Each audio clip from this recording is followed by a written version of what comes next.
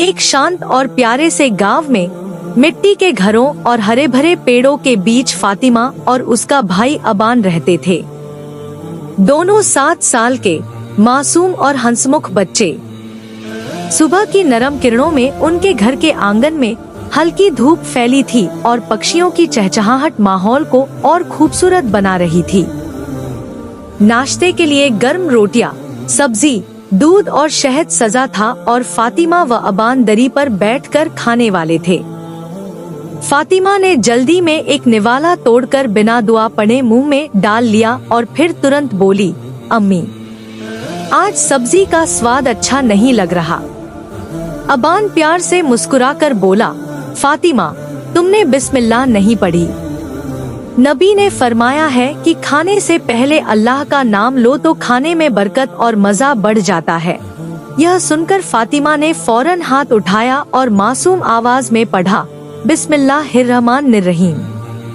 फिर जब उसने दोबारा निवाला लिया तो उसकी आंखें खुशी से चमक उठीं।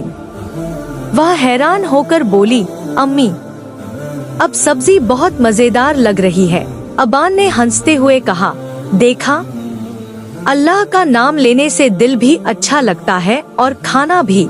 खाने के बाद दोनों आंगन में खेलने लगे। उनकी हंसी से पूरा घर गूंज उठा।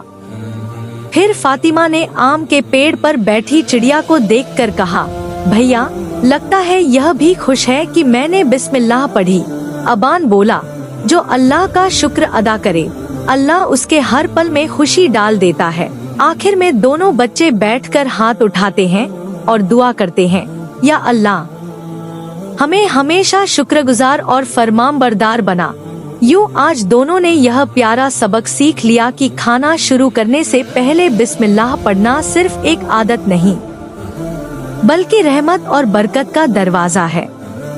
प्यार बच्चों, खाना शुरू करने से पहले बिस्मिल्लाह पढ़ना जरूरी होता है।